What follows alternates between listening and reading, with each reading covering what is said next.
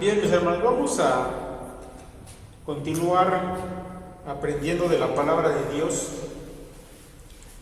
Espero que continúen repasando allá en sus casas las predicaciones. Si mis hermanos tienen ahí al alcance de su mano las grabaciones, su Biblia, sus carpetas. Así que espero que no pierdan, mis hermanos, lo que hemos venido enseñando. Hasta aquí, mis hermanos, hemos venido viendo las diferentes facetas de la salvación. Esa salvación que Dios proveyó para nosotros por medio del sacrificio de su Hijo. Y cada una de esas facetas, mis hermanos, como ya lo hemos dicho anteriormente, resuelve las diferentes consecuencias del pecado. Mire, hasta aquí hemos hablado de la elección divina que determina quiénes han de ser salvos. Hablamos de la propiciación, que es la que nos libra de la ira de Dios que como pecadores merecíamos. También hemos hablado acerca de la redención, que es aquella que nos viene a libertar de la esclavitud del pecado. Hablamos acerca de la reconciliación, que nos une a Dios y resuelve aquella separación que antes existía a causa de nuestro pecado. Y hoy, mis hermanos, vamos a hablar de otro aspecto importante, la justificación. Mis hermanos, es uno de los aspectos de la salvación que más se mencionan en el Nuevo Testamento.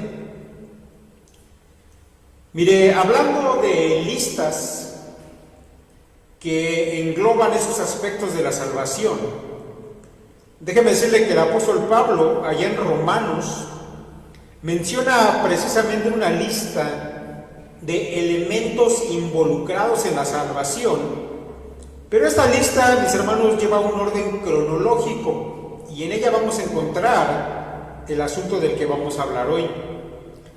Por tener un orden cronológico, los teólogos le han llamado a esta lista el orden de la salvación, y está allá en el capítulo 8 de Romanos, un pasaje muy conocido seguramente por ustedes.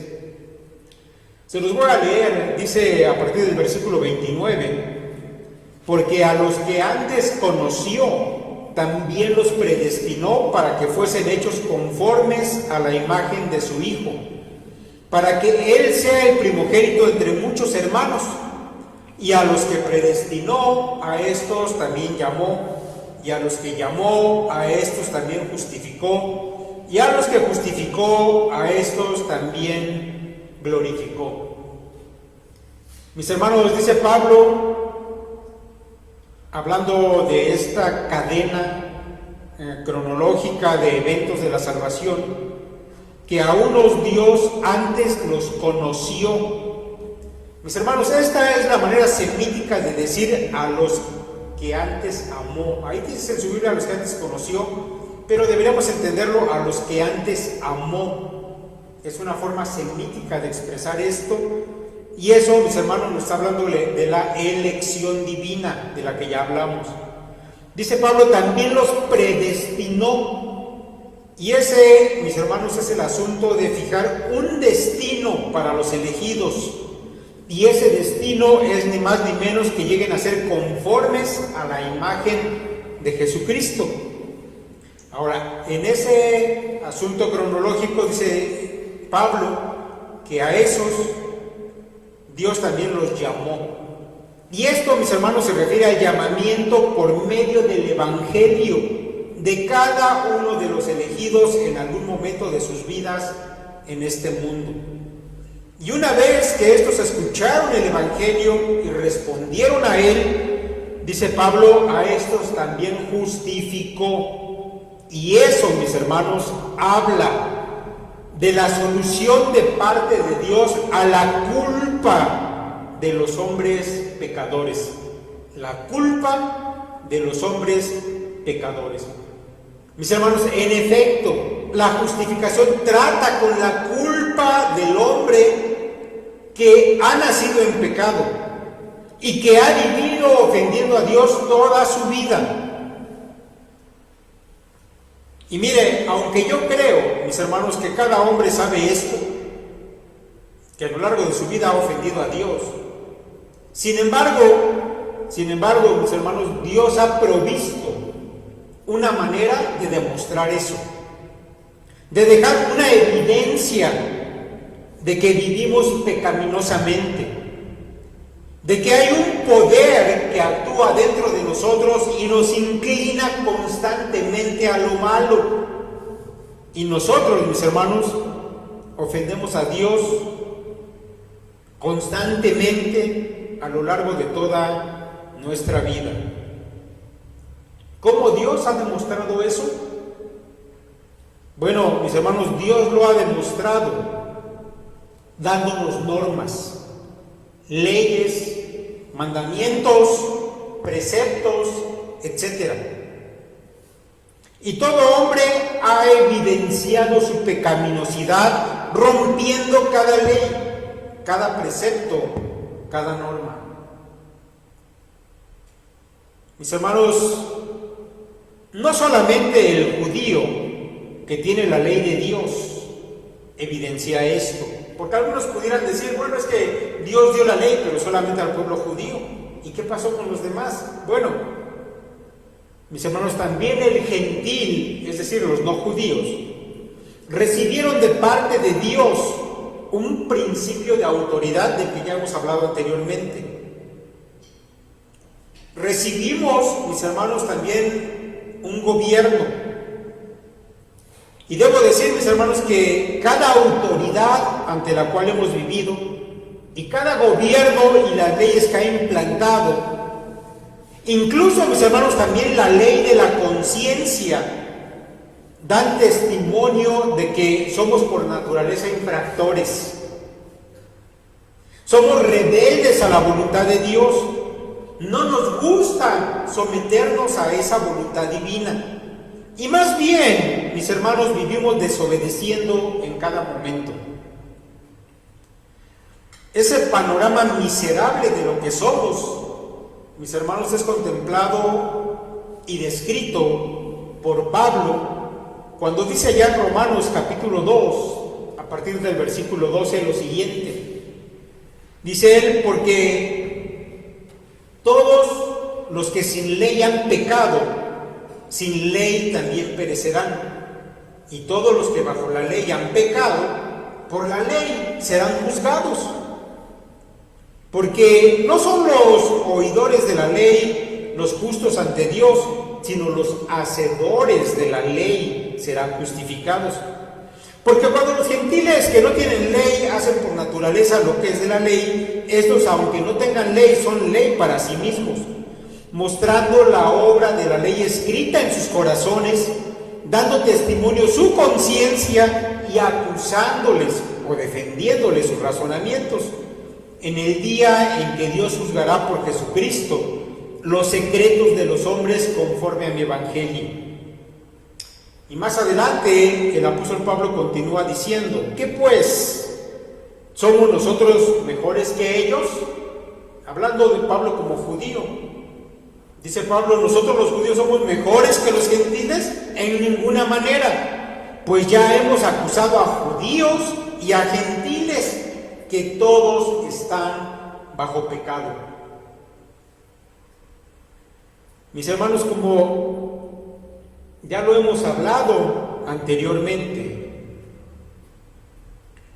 el hombre nace bajo la autoridad de sus padres. Pero ¿quién puede decir que jamás desobedeció a sus padres? ¿O que no fue rebelde? ¿O incluso activamente hostil en contra de ellos? ¿Quién puede decir eso? Dios pone una primera autoridad desde que nacemos y nosotros nos encargamos de mostrar nuestra rebeldía a lo largo de nuestra infancia y nuestra juventud.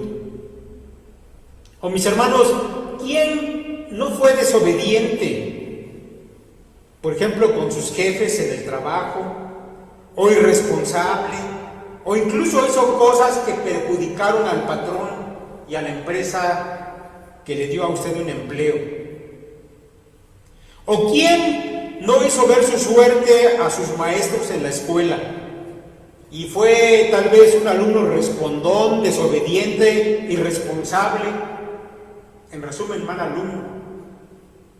¿O qué hombre pudiera decir que jamás violó una ley impuesta por el gobierno? Solamente por mencionar algunas de las más comunes, la ley de tránsito, por ejemplo, o las leyes fiscales, o leyes como las actuales de higiene y salud, o cosas peores que están prohibidas en las leyes de cada país, pero que nos hemos encargado de violentar. Por supuesto, mis hermanos, también hemos de hablar de esa misma ley que Dios puso en el corazón de cada hombre, que se llama conciencia.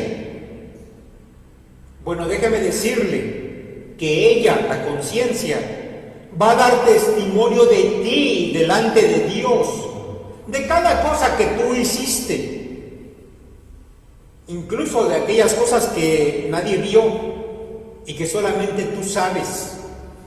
Pero el día del juicio, tu conciencia hablará para acusarte delante de Dios. Todas estas autoridades, todas estas leyes, mis hermanos, fueron puestas por Dios para hacer evidente que el hombre es pecador. Porque, mis hermanos, la ley simplemente saca a la luz la pecaminosidad que ya de por sí hay en el ser humano y muestra que es culpable del juicio de Dios, que es merecedor del juicio de Dios. Este uso de la ley, mis hermanos, es lo que la Escritura nos muestra. Para eso, mis hermanos, es que Dios puso autoridades y leyes. El apóstol Pablo dice allá en Gálatas Gálatas 3:19, y se lo leo de la Nueva Traducción Viviente, dice: entonces, ¿para qué se entregó la ley? Fue añadida a la promesa para mostrar a la gente sus pecados, pero la intención era que la ley durara solo hasta la llegada del Hijo prometido. Dice el apóstol Pablo, ¿para qué puso Dios la ley? Para mostrarle a la gente sus pecados. Y allá en Génesis 3:20, Romanos 3:20, nuestra propia versión, dice lo siguiente: ya que por las obras de la ley ningún ser humano será justificado delante de él, porque por medio de la ley es el conocimiento del pecado. Entonces, mis hermanos, el hombre merece ser juzgado y merece ser condenado por Dios, y todos sabemos, porque la Biblia lo declara, mis hermanos, que el resultado de ese juicio, que la condena, mis hermanos, resultante es la muerte eterna, porque se ha demostrado que todos somos pecadores. ¿Por qué la muerte eterna? Mis hermanos, porque esa muerte habla de la separación permanente del hombre y Dios. Pues un pecador no puede estar en la presencia santa de Dios, y se ha demostrado que cada uno de nosotros es pecador. Mis hermanos, en esa gran epístola que Dios inspiró a Pablo y cuyo tema central es precisamente la justificación, el apóstol declara efectivamente una y otra vez que el resultado de la sentencia en contra nuestra es la muerte. Estoy hablando de la epístola de Pablo a los romanos. Escuche usted lo que dice el apóstol, Romanos 2:5. Pero por tu dureza y por tu corazón no arrepentido, atesoras para ti mismo ira para el día de la ira y de la revelación del justo juicio de Dios, el cual pagará a cada uno conforme a sus obras. Vida eterna a los que, perseverando en bien hacer, buscan gloria y honra e inmortalidad, pero ira y enojo a los que son contenciosos y no obedecen a la verdad, sino que obedecen a la injusticia, tribulación y angustia sobre todo ser humano que hace lo malo, el judío primeramente y también el griego. Y más adelante continúa diciendo Pablo, por cuanto todos pecaron, están destituidos de la gloria de Dios. Y aún añade Pablo, porque la paga del pecado es muerte. Y llegamos al capítulo 7 de Romanos y dice Pablo, porque mientras estábamos en la carne, las pasiones pecaminosas que eran por la ley, obraban en nuestros miembros llevando fruto para muerte. La ley, mis hermanos, demostró que éramos pecadores y merecíamos la muerte. Mis hermanos, es preciso tener claro este panorama, este primer asunto, que todo hombre es infractor de la ley de Dios y por lo tanto, mis hermanos, debe ser condenado y condenado a muerte. Eso, mis hermanos, nos va a dar paso a entender realmente lo que es la justificación. Porque, mis hermanos, usted y yo estamos en un juicio. Estamos siendo juzgados y Dios es el juez justo. Y todas las evidencias están en contra nuestra. Somos infractores de la ley de Dios, la aborrecemos, hemos evidenciado que somos pecadores y merecemos morir. Estamos, mis hermanos, pues hablando de un asunto judicial y nosotros estamos sentados en el banquillo de los acusados y el veredicto que se escucha, que enfrentamos, mis hermanos, es culpable. Ese, mis hermanos, es el veredicto. Pablo se ha encargado de demostrar que esa es nuestra realidad y nadie puede decir lo contrario. Pero aquí, mis hermanos, es donde entra en juego la maravillosa gracia salvadora de nuestro Dios. Y también, hay que decirlo, su infinita sabiduría para poder salvar de la muerte a los elegidos de Dios. Mis hermanos, hablo no solamente de la maravillosa gracia de Dios, sino también de su sabiduría, porque el asunto resulta más complicado de lo que pensamos. Mira, nuestro Dios no puede simplemente perdonarnos y ya. Y eso lo digo porque tal vez algunos dirían, bueno, pues Él es el juez y no hay nadie mayor que Él, así que simplemente nos podría perdonar y ya, asunto arreglado. Pero el asunto, mis hermanos, no es así de simple, porque si bien Él es el juez, hay que aclarar que es un juez justo. Y en su infinita justicia no puede simplemente perdonar a un culpable, porque entonces dejaría de ser justo. Y tú sabes que ser justo es uno de los atributos de Dios, es decir, es parte de su naturaleza divina. Así que, mis hermanos, la ira de Dios, el castigo por el pecado tiene que ser descargado sobre el culpable, porque eso es lo justo. El caso, sin embargo, mis hermanos, va a quedar resuelto. Va a quedar resuelto cuando nuestro Señor Jesucristo, que vivió una vida perfecta, sin pecado, viene y nos levanta del banquillo de los acusados, de los sentenciados a muerte. Y Él toma ese lugar. Pero el asunto, mi hermano, no termina con esta escena tan dramática y seguramente conmovedora. Porque ahora nosotros, los que hemos sido elegidos por Dios, tomamos el lugar del Señor Jesús. Ahora, les recuerdo que estamos hablando de un asunto legal, es un asunto jurídico. Por lo tanto, Dios aún debe pronunciar un veredicto, o más bien dos, porque ahora hay otra parte que se ha involucrado y que es el Señor Jesús. Así que el primer veredicto de Dios, el juez, es para Jesús, y Él es declarado culpable. Él echó nuestra culpa sobre sus hombros, es reo de muerte. El segundo veredicto es para nosotros.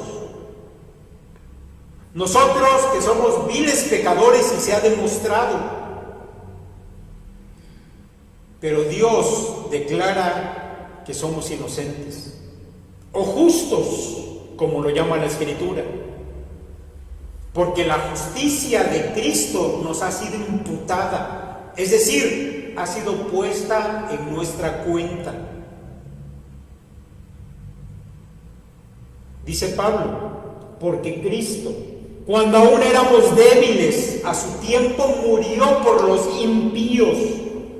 Ciertamente apenas morirá alguno por un justo, con todo pudiera ser que alguno osara morir por el bueno. Mas Dios muestra su amor para con nosotros, en que siendo aún pecadores, Cristo murió por nosotros. Pues mucho más, estando ya justificados en su sangre, por Él seremos salvos de la ira. Maravilloso, mis hermanos. Escuche usted cómo lo dice Pablo un poco más adelante, también en este mismo capítulo 5. Se lo leo de la NTV. Dice así: pues el pecado de un solo hombre, Adán, hizo que la muerte reinara sobre muchos. Pero aún más grande es la gracia maravillosa de Dios y el regalo de su justicia, porque todos los que lo recibieron vivirán en victoria sobre el pecado y la muerte por medio de un solo hombre, Jesucristo. Así es, un solo pecado de Adán trae condenación para todos, pero un solo acto de justicia de Cristo trae una relación correcta con Dios y vida nueva para todos. Por uno solo que desobedeció a Dios, muchos pasaron a ser pecadores. Pero por uno solo que obedeció a Dios, muchos serán declarados justos. La ley de Dios fue entregada para que toda la gente se diera cuenta de la magnitud de su pecado.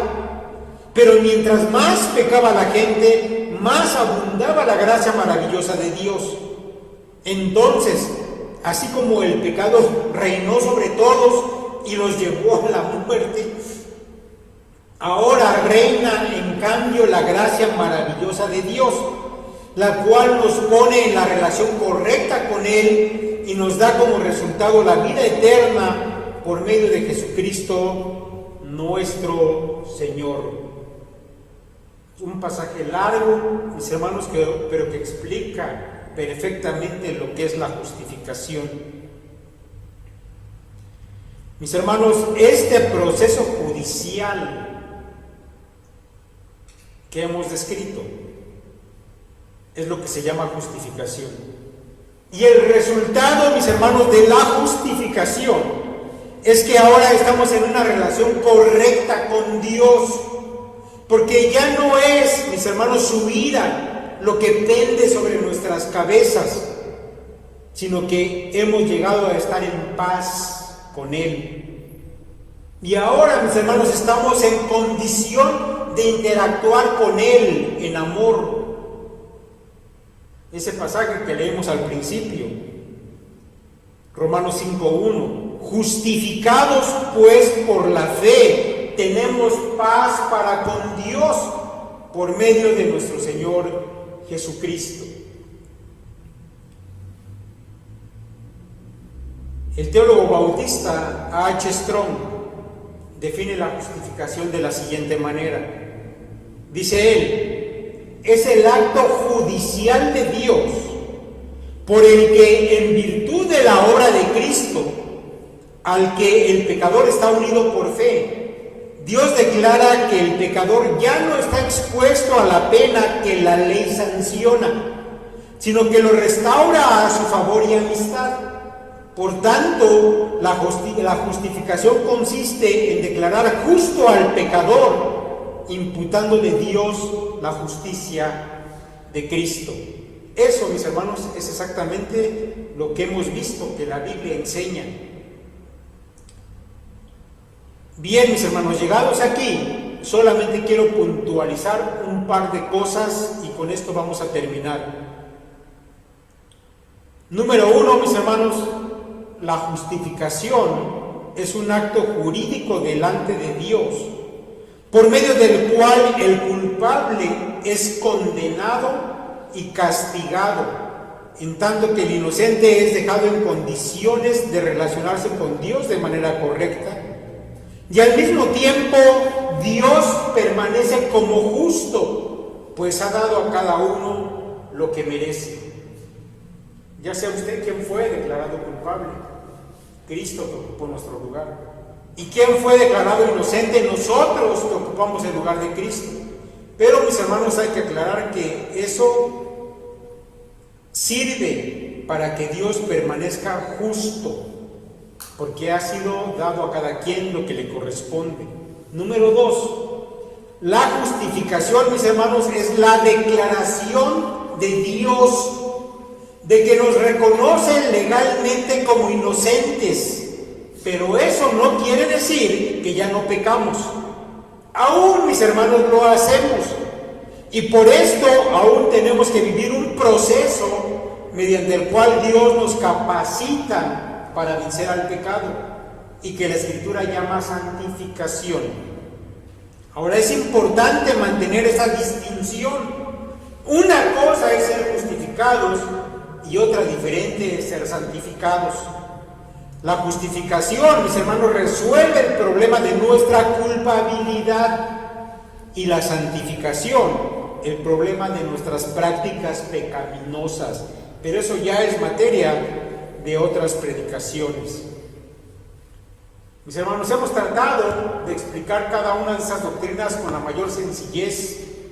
No queremos abundar en conceptos complicados. Simplemente, mis hermanos, queremos que ustedes vayan entendiendo en qué consiste la salvación de la que hemos sido objeto. Y, mis hermanos, yo creo que no nos queda más que reconocer la grandeza de nuestro Dios, su misericordia, su gracia y su infinita sabiduría para con nosotros. Porque, mis hermanos, realmente su obra salvadora ha sido completa para resolver todos los estropicios que el pecado trajo consigo. Y todo, mis hermanos, lo ha resuelto Dios. Nosotros jamás hicimos nada y tampoco podíamos hacer algo. Por lo cual, mis hermanos, todo nuestro reconocimiento sea para nuestro Dios y para Jesucristo, su Hijo, nuestro Señor. Vamos, mis hermanos, por ahora a dejar hasta aquí. Más adelante tocaremos otros asuntos. Por ahora, hasta aquí. Que el Señor los bendiga.